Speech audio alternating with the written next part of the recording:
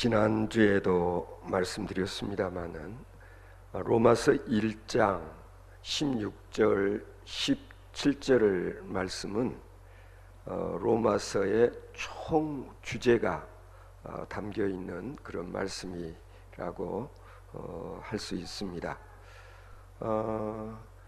신구약 성서 가운데서도 바울 서신이 차지하고 있는 비중이 대단하죠.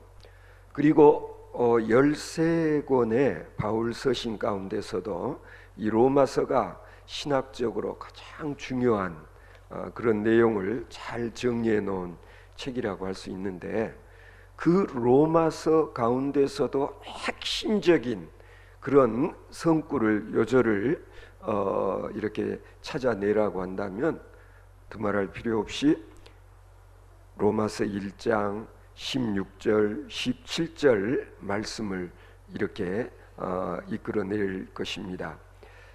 지난주에는 제가 주로 16절 말씀 중심으로 복음이라는 게 뭐냐, 복음이란 한마디로 하나님의 능력이다 라는 사실을 집중적으로 말씀을 드렸습니다.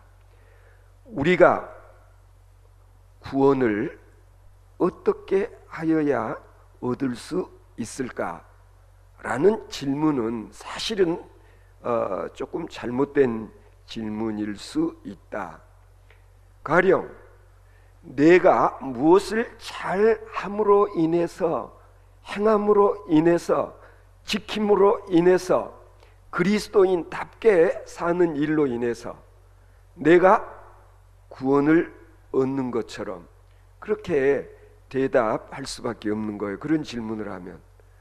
그러나 복음이라고 하는 것은 내가 무엇을 어떻게 함으로 인해서 구원을 얻는 것이 아니라 도저히 구원받을 수 없는 허물도 많고 여전히 죄인인 내가 예수 그리스도로 말미암아 하나님으로부터 죄 사함을 얻고, 그리고 하나님의 자녀가 되어지고 하늘나라를 유업으로 상속받을 수 있게 되는 것입니다.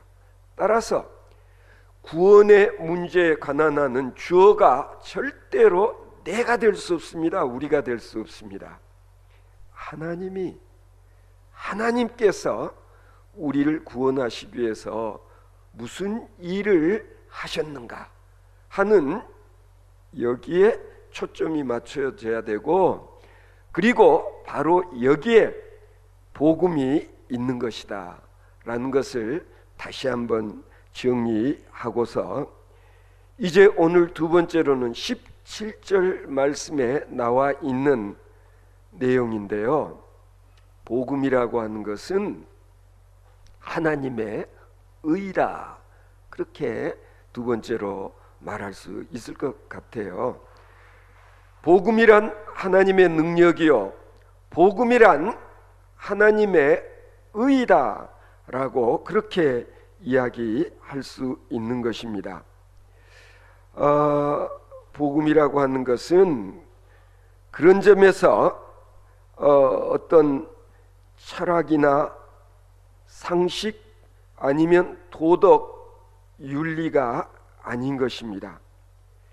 복음이라고 하는 것은 우리가 무언가를 아는 것으로 말미암아 해결되어지는 그런 게 아니라, 즉 우리 그리스도인이라고 하는 것은 우리가 복음을 전해 듣고, 그리고 그 복음을 믿게 될 때에 우리에게 나타나는 어떤 능력, 그 능력이 바로 무엇이냐? 하나님의 능력이다 라는 것을 인정해야 되는 것이죠. 우리 그리스도인이란 그런 점에서 매일매일 그 능력을 체험하고, 그리고 그 능력 가운데서 생을 살아가고 있는 사람들이다, 그렇게 정의할 수도 있을 것입니다. 따라서 참된 그리스도인이 된다고 하는 것은 성경을 많이 읽고 나는 성경을 백독했다. 나는 성경 공부 한참 또 베델 성경 공부라든지 아니면 최근에 크로스의 성경 공부라든지 하여튼 여러 가지 성경 공부 과정을 내가 다 마스터했다. 그러므로 나는 그리스도인이다. 이렇게 생각하는 것은 잘못된 거라는 얘기예요. 나는 이 성경 가운데 요절을 얼마만큼 줄줄줄줄 외울 수 있다. 성경을 많이 암송한다고 해서 참 그리스도인이 되는 게 아니라 우리는 오직 하나님의 능력에 힘입어서 구원의 문제를 해결하고 그리고 매일매일 하나님의 말씀을 생명의 양식 삼아 생을 살아간다. 그렇게 고백할 수 있어야 되는 것입니다. 여러분, 그리스도인이란 어떤 사람들이냐 하면 때로는 울적했다가도 이 십자가를 바라다 보는 순간 마음이 아주 가뿐해지는 것을 체험하는 사람, 누군가를 미워하는 마음, 증오심이 내 속에서 꿈틀꿈틀 하고 있다가도 내가 복음을 대하는 순간, 복음을 전해 듣는 순간 금세 이 미움이 변해서 사랑으로 바뀌게 되어지는 체험, 이런 체험을 하며 사는 사람이 그리스도인이다. 때로는 이런저런 일들로 낙심하고 그리고 의기소침해 있다가 뭔가 깝깝하고 우울하고 이런저런 일들로 그냥 심적 고통 가운데 있다가도 저 십자가를 생각하면 갑자기 새로운 희망과 그리고 용기가 솟아나는 것을 체험하는 사람들, 이런 사람이 그리스도인이라는 거예요. 뿐만 아니죠. 때로는 스스로를 자학할 때가 있어요. 나는 왜 이리 무능력할까? 나는 왜 이리 하는 일마다 되는 일이 없을까? 나는 정말 쓸모없는 사람이라고 스스로를 이렇게 자학하다가도 저 십자가를 바라다 보면서 하나님의 은혜를 생각하면 아니다. 나는 그럼에도 불구하고 하나님께서 나를 찜하신, 나는 하나님의 사람이다, 하나님의 자녀다 라는 것을 확인하고 나면 다시 용기 100배해질 수 있는 그런 사람, 이게 진정한 그리스도인인 거예요. 나는 정말 참으로 소중한 존재라고 그렇게 생각할 수 있는 사람, 하나님의 자녀가 아니고서는 불가능한 것이죠. 이런 일들은 이게 이론으로 아니면 학습을 한다고 공부를 하는 것으로 해결되어지는 것이 아니에요. 소위 복음 속에 내재해 있는 하나님의 그 능력이 나를 순식간에 그렇게 변화시켜 버린다는 사실을 체험하며 사는 것이 바로 우리 그리스도인이다라는 거예요. 여기에 생명력이 있는 것입니다. 지난 주일에도 제가 설교 중에 그런 말씀 드리지 않았습니까? 하나님의 말씀, 그것은 능력이고 그것은 엄청난 파워다. 하나님은 말씀으로 천지를, 우주를, 세상 만물을 창조하셨잖아요. 하나님 말씀에는 그런 창조력이 있고 생명력이 있다라는 걸 제가 말씀드리지 않았습니까? 복음을 그와 같은 하나님의 능력으로 받는 거기에 그리스도인이 그리스도인 되어지는 신비가 있다라고 말할 수 있습니다. 여러분, 복음의 능력 가운데 하나로서 복음은 하나님의 능력으로 우리를 의롭게 하는 그런 힘이 있다, 그렇게 말씀드릴 수 있어요. 복음이라고 하는 것은 우리를 구원하는 능력이면서 또한 복음은 우리를 의롭게 하는 것이다. 복음은 우리를 의롭게 하는 하나님의 의다, 하나님의 능력이다, 그렇게 표현할 수가 있는 거예요. 여러분은 가끔 이렇게 하나님의 의, 이런 말을 들을 때에 이 의라는 게 도대체 뭐라고 알고 계시고 또 설명할 수 있겠습니까? 원래 신약 성경 헬라어 원어 성경에는 이 의라는 말이, 우리는 의라는 한자어로 번역을 했지만은 헬라어로 기록되어 있잖아요. 디카이오시네. 이 디카이오시네라는 헬라어의 의미를 풀어서 좀 설명을 하자면 하나님의 오르심 또는 하나님다우심, 그것이 하나님의 의다, 그렇게 설명할 수 있을 것입니다. 하나님의 오르심이 우리로 하여금 죄인인 나를 의인 되게 하신다는 거예요. 하나님의 의로 말미암아, 그게 하나님다우신 거라는 얘기. 하나님은 내가 구원받을 만한 자격이 있기 때문에 내가 어떤 값을 해서 그런 나를 하나님의 자녀 삼으셨다면 그건 하나님다우심이 아닐 수 있다는 얘기. 우리가 하나님다우심, 하나님의 의라고 말을 할 수 있는 것은 실은 자격이 없는데, 함량 미달인데, 그럼에도 불구하고 하나님께서는 그런 나를 의인처럼 여겨 주신다, 대해 주신다. 이게 바로 하나님의 의, 디카이오시네라는 거예요. 하나님의 의라고 하는 것은 하나님과 나와의 관계를 그런 점에서 말하고 있는 거예요. 하나님의 의, 그것은 우리로 하여금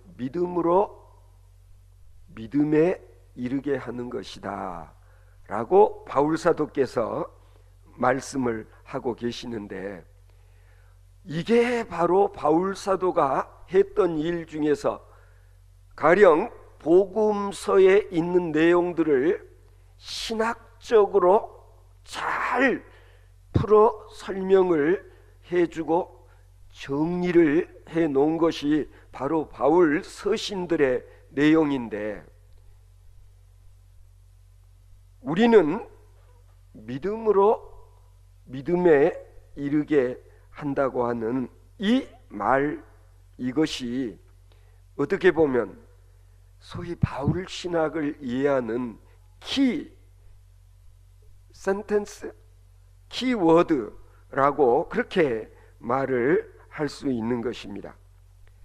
그러면은 믿음에 이르게 한다라고 했을 때 도대체 그 믿음이라고 하는 것이 뭐라고 생각하십니까? 내가 구원을 얻는 길은 내가 예수님을 선택한 것이 아니라, 이게 중요해요. 예수 믿는다는 건 내가 예수님을, 하나님을 내가 나의 주님으로, 나의 하나님으로 선택한 것이 아니라 하나님께서 먼저 나를 택정하시고 하나님의 자녀 삼아 주셨으며 나로 하여금 그리스도를 구주로 영접할 수 있게 하셨다. 따라서 우리들의 이 믿음의 주체가 뭐냐? 내가 아니에요. 그래서 우리가 성경을 읽고 볼 때마다 늘 눈여겨봐야 되는 게 뭐라고 제가 말씀드리곤 했습니까? 주어가 뭔가를 봐라. 주어가. 성경은 주어가 대부분이 하나님께서 주님이 예수께서 이르시되 예수께서 말씀하시되 옛날에는 예수님 가라사대 그렇게 번역을 했잖아요.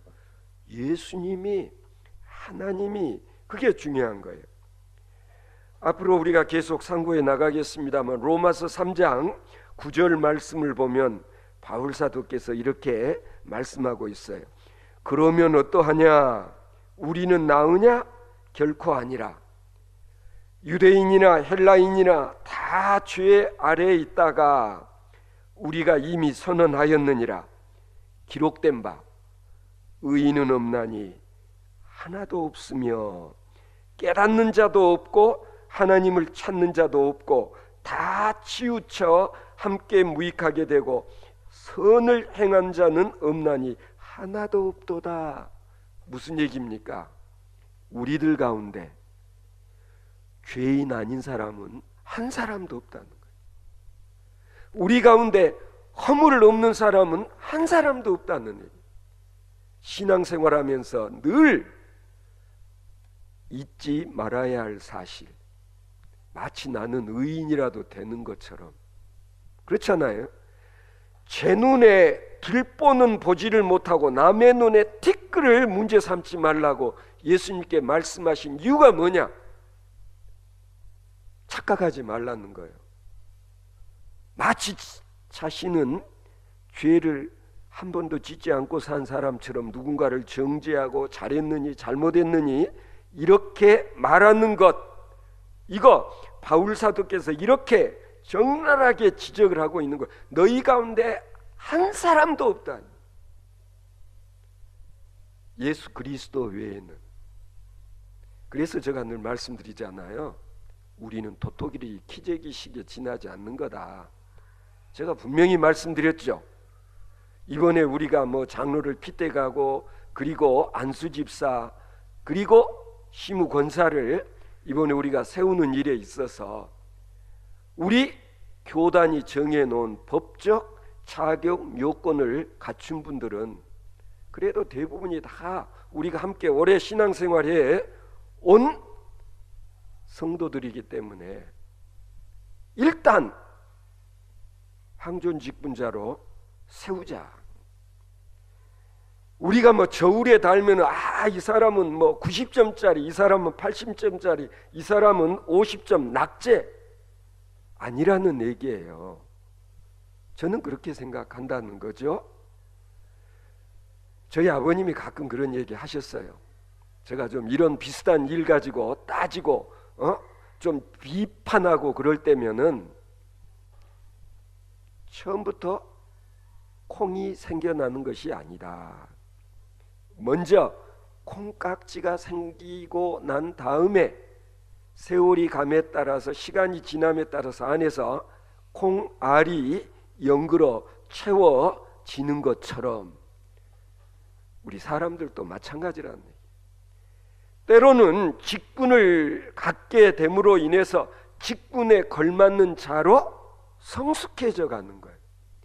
그래서 우리는 늙어가는 것이 아니라 익어간다라는 그런 유행가 가사 귀절도 참 뭔가 가슴에 와닿잖아요. 우리가 그냥 늙어가는 것이 아니라 익어가는 것이다. 우리는 세월이 감에 따라서 인격이 점점 성숙해져 가는 것이다. 그냥 성숙해지는 것이 아니라 노력을 하는 거죠.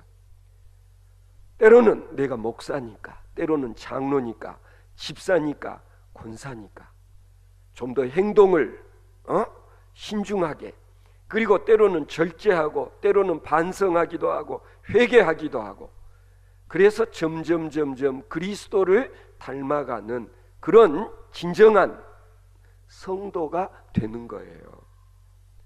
그래서 뭐 장례식 치를 때마다 늘 보는 것이지만, 세상 사람들은 뭐 여기 다 그 관 덮는데 보면 학생 아무개, 우리는 어떻게 목사, 장로, 집사, 권사 아무개 그렇게 안 써요. 죽을 때는 딱 성도 아무개 끝, 그렇잖아. 이번에 곽선희 목사님 생신 때 우리가 저 이천의 에덴 파라다이스라는 곳에 가서 모임을 갖고 목사님 생신 축하해드리고 그랬는데, 거기에 납골당을 만들어 놨어요. 이 수목장도 할 수 있는 시설을 잘 아름답게 해놨는데, 납골당에 보니까 곽선희 목사님 그리고 그 아들 곽효선 목사님 딱 새겨놨어요. 그 저 유골 모실 곳에. 근데 거기에는 아무것도 다른 이게 붙어 있지 않아요. 가령 목사 곽선희가 아니라 그냥 곽선희, 곽효생. 그리고 목사님께서 하신 말씀이 죽고 나면 다 똑같은, 그렇잖아요. 죽고 난 다음에도 목사다, 장로다, 권사다, 집사다 아니라는 얘기예요. 마찬가지. 정말 중요한 것은 뭐냐면은 로마서 3장 9절에 있는 말씀 그대로 어떠하냐? 우리는 나으냐? 결코 아니다. 우리 유대인은 저 헬라인보다 낫다? 천만에 아니다. 똑같다. 우리가 이런 자세로 신앙 생활해 가는 일이 중요하고, 바울 사도를 통해서 우리에게 가르쳐 주고자 하는 하나님의 의가 무엇인지를 이렇게 설명하고 있는 거예요. 히브리서 11장 6절에 보면 이런 말씀이 있어요.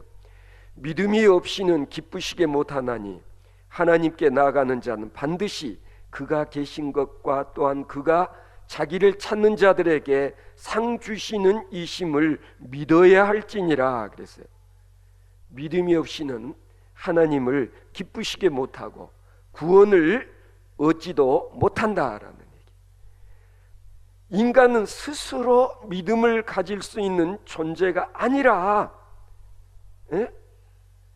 하나님께서 나를 먼저 부르시고 택하시고, 그리고 나를 자녀 삼아 주셨고, 그리고 성령님께서 나로 하여금 이와 같은 사실을 알아차릴 수 있도록 도와주시고, 나로 하여금 그러한 신앙 고백을 할 수 있게 하셔서 지금 내가 그리스도인이 된 거예요. 이 자리에 있는 거예요. 그걸 뭐라고 바울 사도는 설명하냐면, 복음에는 하나님의 의가 나타나서 믿음으로 믿음에 이르게 하는데 오직 의인은 믿음으로 말미암아 살리라 라고 말씀을 하고 있어요. 여러분이 아시는 대로 원래 이 말씀은 하박국서 2장 4절에 있는 말씀을 바울 사도가 그대로 지금 인용하고 있는 거예요. 하박국 선지가 하나님의 계시를 받았어요. 어떤 상황에서 이스라엘 백성들이 죄를 짓고 도저히 하나님 보시기에 하나님 백성답지 못한 그런 상황에 있었을 때에 이스라엘 백성들이 지은 죄를 생각하면 절대로 용서받을 수도 구제받을 수도 없는 자들이라고 하박국 선지는 생각을 했어요. 계시받는 자의 눈으로 보았을 때 그들이 지은 죄가 너무나 크고 너무나 많아서 내 동족이긴 하지만 이 자들이 구원을 받을 수 있다는 것 도저히 용납되어지지가 않았었어요. 그 많은 우상 숭배, 불신앙, 도덕적 타락, 그리고 종교적인 타락 행위들을 볼 때마다 하박국 선지는 가슴이 아파서 견딜 수가 없었어요. 뿐만 아니라 그렇잖아요. 못된 놈들이, 악한 자들이 오히려 선한 자들을 괴롭히고 핍박하고 힘들고 어렵게 만드는데, 하나님 당신 뭐하고 계십니까? 하나님 왜 내버려 두십니까? 저런 자들을 벌하지 아니하시고 심판하지 아니하시고 왜 내버려 두시는 것입니까? 하박국 선지는 하나님을 향해 따지고 싶고, 그리고 질문하고 싶어 했어요. 도대체 하나님을 믿고 살아온 대가가 무엇입니까? 하나님께서 율법을 주시고 그 많은 선지자들을 통해서 하나님의 뜻을 전하곤 했는데, 세상은 더 악해지는 것만 같은데, 하나님 이래도 되는 것입니까? 그때에 하나님께서 의인은 믿음으로 말미암아 살리라 라고 계시를 하셨어요. 하박국 선지가 이런 세상에서 믿는 자가 얻게 되어질 이득이 뭐냐고 대들듯 하나님께 질문하였을 때, 하나님께서 주신 답이 그렇다는 거예요. 여러분, 여기에 정말 중요한 신학적인 의미가 담겨져 있는 것입니다. 하박국 선지의 생각과 하나님의 생각이 너무 다르다. 우리가 늘 모일 때마다 곽선희 목사님, 우리 소목회 이 후배 목사들에게 늘 한 말씀씩 해주시고 나는데, 정말 저도 이런 제목으로 한번 설교를 따로 해야 되겠다라고 생각했어요. 하나님의 본심, 하나님의 본심이 뭐냐는. 가령 모세 같은 경우가 그랬다라는 거예요. 모세, 이스라엘 민족의 훌륭한 지도자였지만 120세 되던 때였던가요? 이방 여자와 예를 들어서 우리가 생각하는 간음행위를 하고, 그 일로 인해서 미리암, 아론, 모세를 비난하고 헐뜯고 했을 때, 하나님께서 모세야말로 이 세상에서 가장 온유한 자다. 진짜 모세가 온유한 사람이었나? 여러분 어떻게 생각하세요? 아니에요. 애굽의 왕자 위치에 있었을 때 자기 동족을 못 살게 구는 사람 보고 욱하는 마음에 때려 죽이는, 사람을 죽인 살인자였지 않습니까? 뿐만 아니라 하나님으로부터 십계명을 받아가지고 내려와서 그 사이를 못 참고 그냥 우상숭배, 황금 송아지를 만들어 놓고 우상숭배하는 것을 보고 받아왔던 이 십계명 돌판을 가지고 던져 부셔버리는 이런 사람이 모세였잖아요. 그런데 하나님께서는 모세야말로 가장 온유한 자이니라. 오늘 김성근 집사님 손주가 오늘 낮에 와가지고 아빠 김요셉 집사가 나보고 아들 위해 기도를 해달라고 그래서 이름이 뭐냐, 온유라고. 온유 좋은 이름이다. 하나님께서 그런 모세를 세상에 가장 온유한 자라고 하셨다는 그 온유, 그게 구약 성경에 난 온유예요. 진짜 모세는 다혈적이고 실수도 많이 하고 했는데 몰라서가 아니라 하나님께서는 그런 모세를 온유한 자라고 하셨다. 이게 하나님의 본심이다. 그래서 곽선희 목사님 하신 말씀, 나는 그래서 그런 하나님이 좋다. 나는 그런 하나님이 좋다라는 거예요. 그래서 때로는 우리가 그러잖아요. 보고도 못 본 척, 알아도 모른 척. 그렇잖아요. 잘못한 걸 뻔히 알면서도 때로는 덮어주는 이유가 뭐냐라는 얘기. 그게 바로 하나님의 마음이 그런 것이기 때문에. 그렇잖아요. 실은 네가 마음속으로 엉큼한 생각을 해도 너는 이미 가늠한 자다. 그게 누구예요? 예수님의 말씀이잖아. 그게 바로 하나님의 마음이라는 거예요. 이 세상 사람들 다 죄 짓고 온갖 못된 짓 하면서 막 거드름 피고 막 거룩한 체하고, 하나님이 몰라서가 아니라 다 아시지만 모르는 척. 그리고 하나님께서 그런 자들을 찜하시고 자녀 삼아 주신다라는, 이게 하나님의 본심이다라는. 예수님 하나님이 그런 분이시기 때문에 나는 이분을 좋아하고 이분을 믿는다. 이게 정답이에요. 그렇지 않아요? 그래서 보면은 하나님을 크고 위대하신 하나님으로 이야기하는 것이 아니라 아주 분노하고 저주하고 심판하는 하나님으로 그렇게 하나님을 얘기하는 건 잘못된 거라니. 하나님은 우리가 헤아리실 수 없는 크고 위대하신, 하나님의 사랑은 우리들의 사랑하고는 비교가 되지 않는 그런 사랑으로 우리를 용서하시고 우리를 잠어 삼으시고, 그리고 허물과 죄에 짓고 사는 건 너나 나나 마찬가지지만 어느 누구 따지지 아니하시고 작은 믿음 하나 보시고 우리를 용서하시는 하나님. 그래서 그 하나님의 사랑, 그 하나님의 은혜는 크고 놀라운 것이다. 그래서 찬송 자주 부르지 않아요? 나 같은 죄인 살리신 그 은혜 놀라워요. 그래서 정말 이런 하나님의 의를 아는 사람이라면은 함부로 남을 정죄하지 않는 거예요. 남을 향해서 뭐 이러쿵저러쿵 잘했느니 잘못했느니 아니라는 얘기. 그렇잖아요.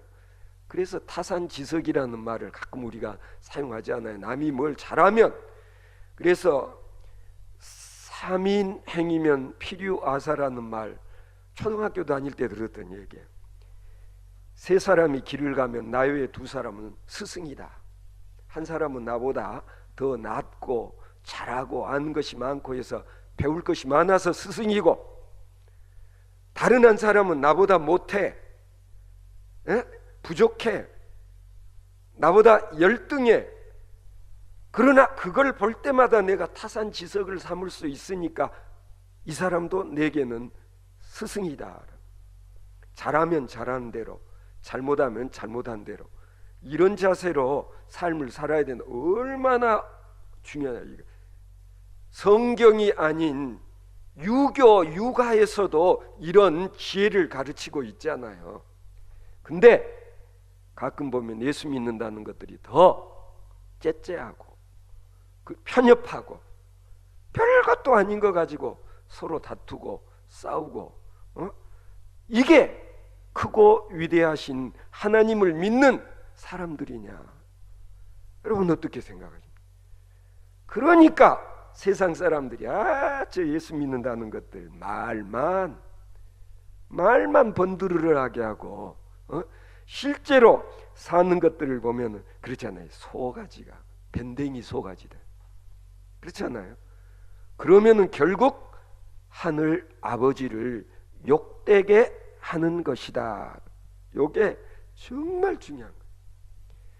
그래서 바울 서신을 중심으로 해서 이와 같은 가르침, 내가 진짜 의인이어서 하나님이 나를 의인이라고 하는 게 아니라는 거예요. 몰라서가 아니라는 거예요. 하나님께서 다 알고 계시고 다 보고 계셨으면서도 하나님께서는 아직도 죄 짓고 사는 나를 용서하시고 나를 아들이라 칭하신다. 그래서 한때는 이신득이라는 한자 표현으로 설명을 했어요. 이신 믿음으로, 득의 의로움을 내가 소유하게 되는 것. 그런데 엄밀히 말하면 이건 신학적으로 틀렸다는 거예요. 이신득의가 아니라는 얘기예요. 그럼 뭐냐? 이신칭의다. 그렇게 설명을 해야 옳다는 거예요. 의를 내가 획득하는 것이 아니라 믿음으로 말미암아 아직도 죄인이기는 마찬가지인데 하나님께서는 그런 나를 의인이라 칭하신다라는 거예요. 칭하시는 거예요. 여러분 안 그렇습니까? 여러분이 뭐 세례 받고 뭐 이런저런 직분을 받았다고 해서 성자입니까? 성인입니까? 천만의 말씀. 목사, 장로, 집사, 권사 다 똑같은 거예요.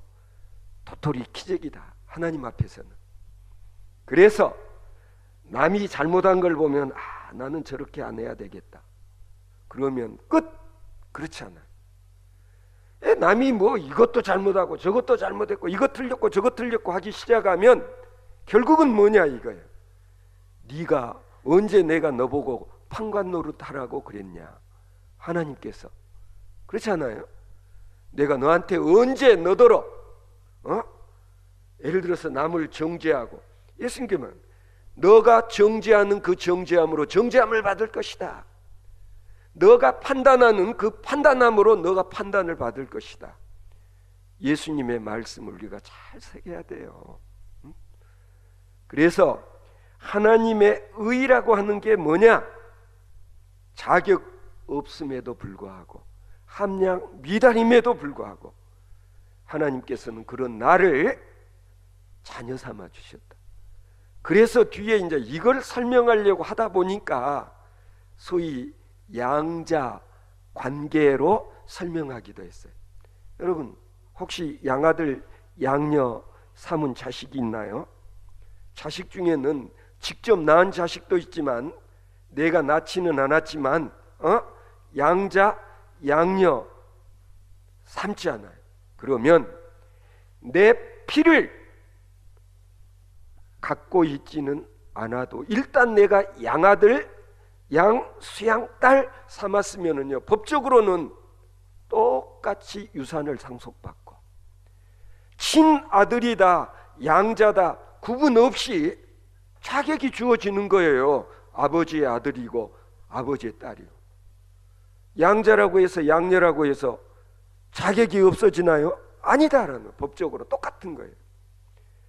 그래서 심지어는 우리는 하나님의 양아들이고 하나님의 수양딸들 그런 식으로까지 이걸 설명을 해보려고 했던 거예요. 맞는 거 아니에요? 사실은 진짜 하나님의 아들이냐? 예수 그리스도 말고는 안 그렇습니까? 그래서 이렇게까지 설명을 해보려고 하는데 이 뜻을 이해할 수 있어야 된다.